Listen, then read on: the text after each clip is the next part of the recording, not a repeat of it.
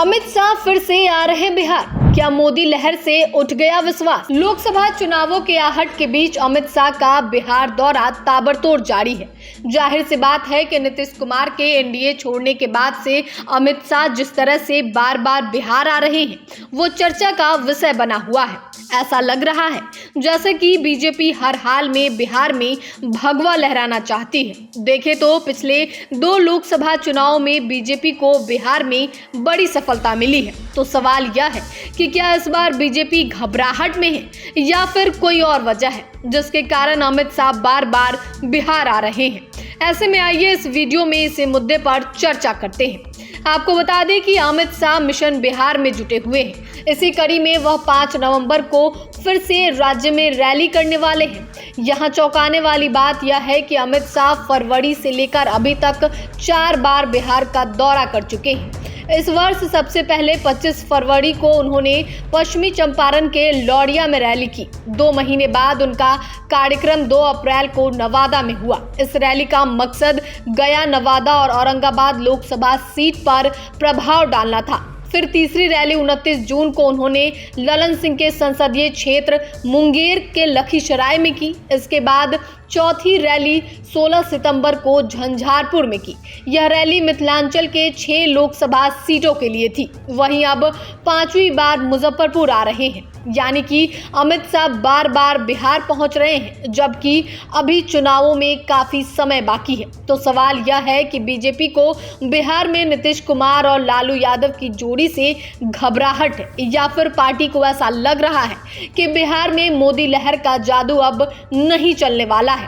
बता दें कि नीतीश कुमार के एनडीए से अलग होने के बाद से अमित शाह ने बिहार पे नजरें गाड़ दी है। इसकी एक वजह यह हो सकती है कि नीतीश कुमार और लालू यादव की जोड़ी बनने से बिहार में ऐसा राजनीतिक समीकरण बना है जिससे बीजेपी को नुकसान हो सकता है।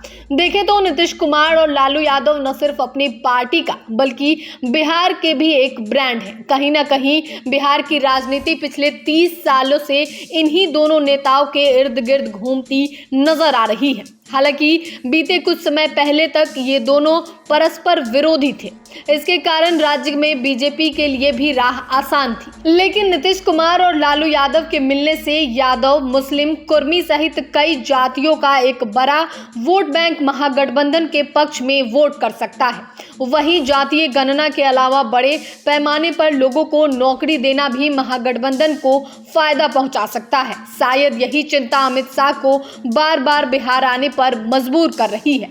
हालांकि लोकसभा चुनाव में बिहार में मोदी लहर का असर खूब देखने को मिलता रहा है। बात 2014 की करें तो उस वक्त भी बीजेपी और जदयू का गठबंधन नहीं था, फिर भी एनडीए को बिहार में भरपूर समर्थन मिला। लेकिन 10 वर्षों के शासन के बाद चुनाव में एंटी इनकम्बेंसी का असर दिखना आम बात है। साथ ही रोजगार सहित कई ऐसे मुद्दे हैं जो बीजेपी के लिए बड़ी चुनौती बन सकती है। यानी कि पिछले 2 लोकसभा चुनाव में बिहार में जिस तरह से मोदी लहर देखने को मिला था, हो सकता है इस चुनाव में इसका असर कम देखने को मिले। संभव है कि इसका एहसास बीजेपी को भी हो गया है, तभी अमित शाह बिहार के दौरे लगा रहे हैं। इस तरह बिहार में एक तरफ नीतीश कुमार और लालू यादव के मिलने से मजबूत हुआ महागठबंधन और दूसरी तरफ बीजेपी के लिए मोदी लहर की कमी की सुगबुगाहट में बीजेपी के लिए चुनौतियां बढ़ा दी है। हालांकि बिहार में बीजेपी कहीं ना कहीं यह भी साबित करना चाह रही है कि पार्टी नीतीश कुमार के बिना भी